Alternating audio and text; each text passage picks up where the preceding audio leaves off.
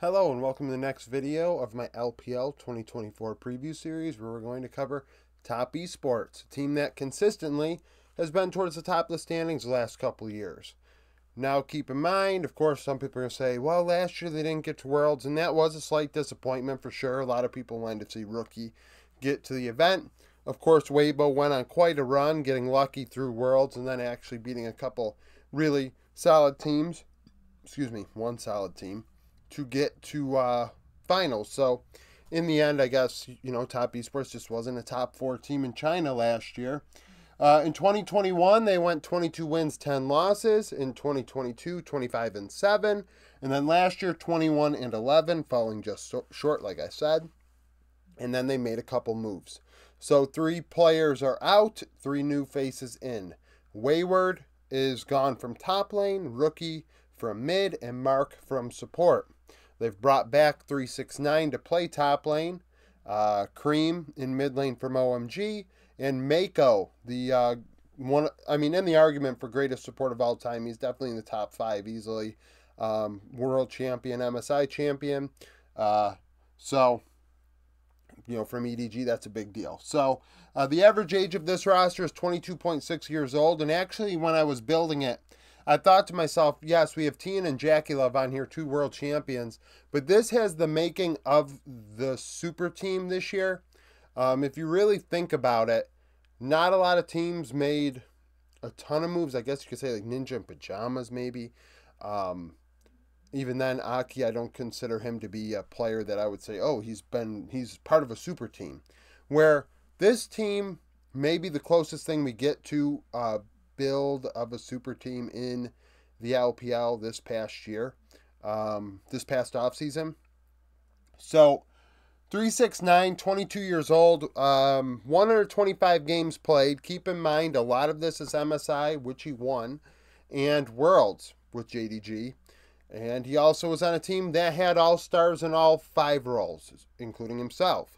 So resources were limited. Of course, people look at his Rumble game in the end of 2023 to kind of condemn 369. And in the end, 369 is still one of the best top laners in the world. I think it's absolutely abhorrent to even really take him out of that conversation.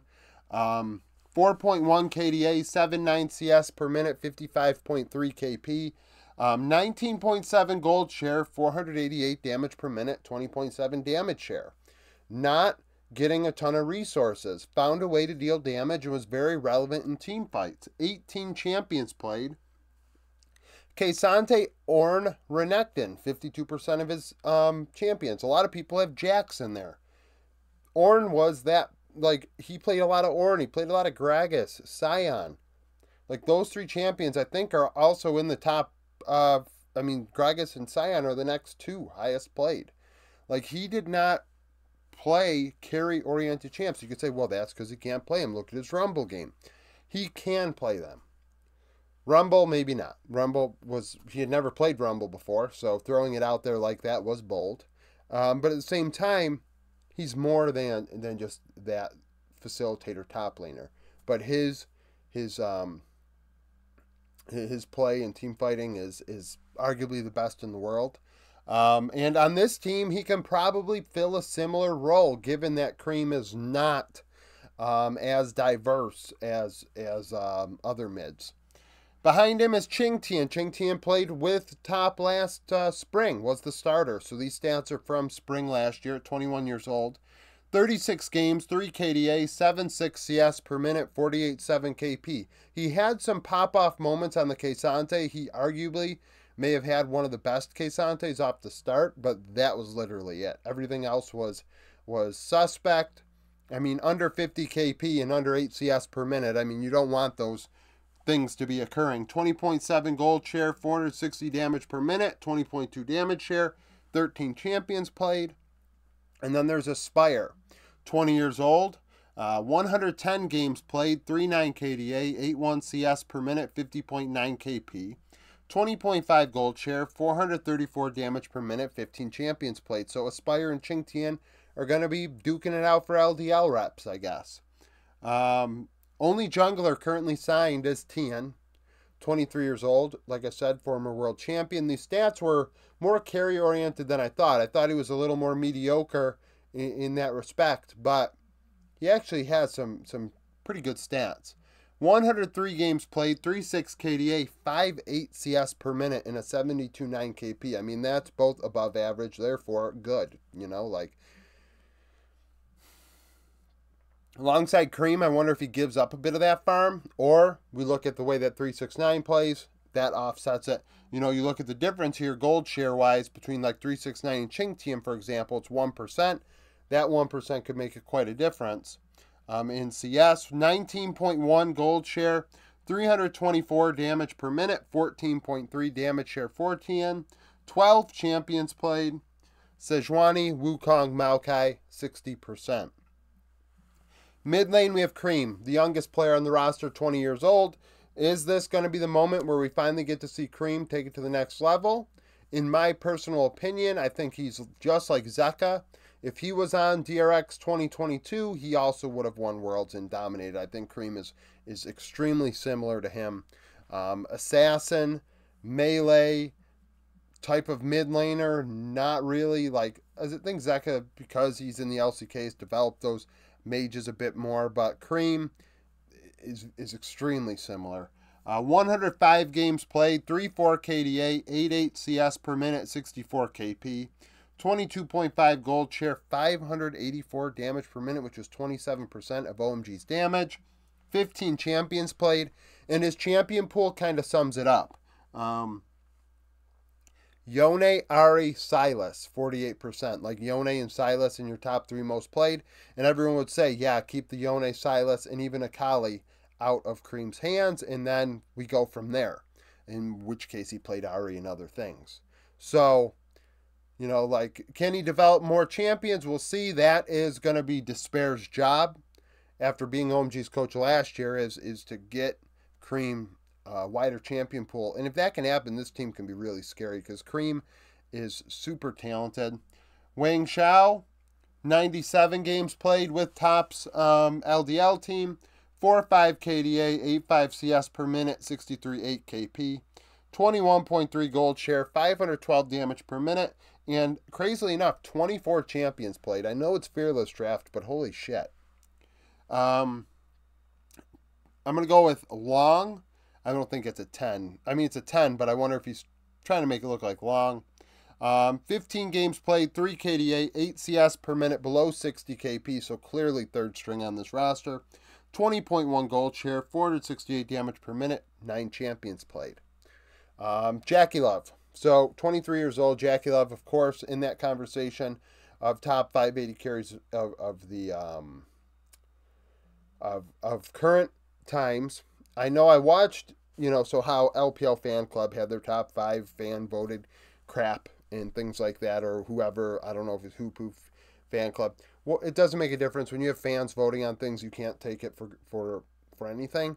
But it clearly Doublelift must have thought of something because he did a top 580 carry list, and Jackie Love's in there for all time, which I thought was interesting.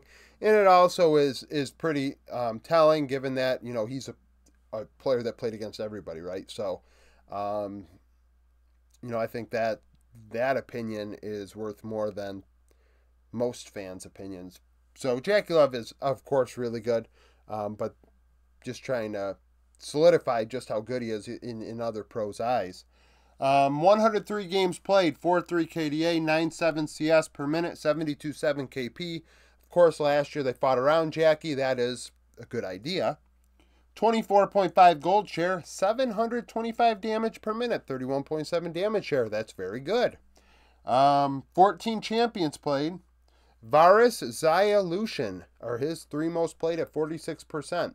Like I said in another video, not a lot of Varuses leading the way, but Jackie, it was the case.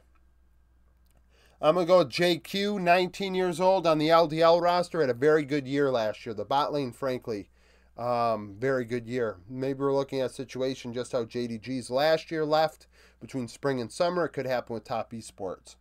110 games, 5.1 KDA, 9.9 CS per minute, 74.2 KP. 25.1 gold share, 702 damage per minute.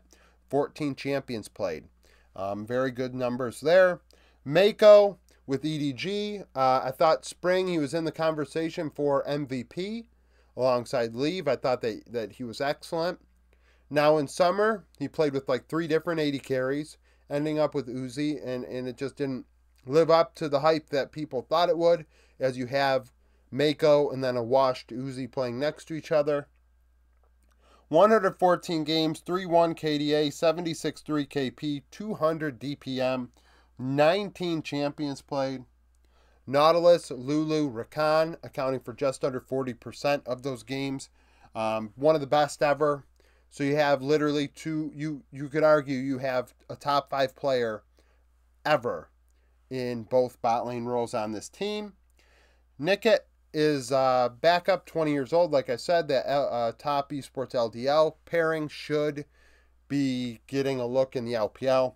110 games, 4-3 KDA, 77% KP, 171 damage per minute, 19 champions played. So, excuse me, a very good LDL roster for top Esports. In Despair, 29-19 in his career as a head coach, or at least a coach, accredited on Leaguepedia. 12-15 in playoffs, regional finals. So this roster is very good. It's going to be there at the end. How far it gets remains to be seen. I think it really has to do with Cream being unlocked. If that ends up being the case, this team could be pretty scary. That's it for this video. Thank you for watching. If you liked the video, like it. Subscribe to the channel for daily League of Legends content. Follow me on Twitter. Join the Discord. Become a YouTube supporter. And hope to see you again tomorrow.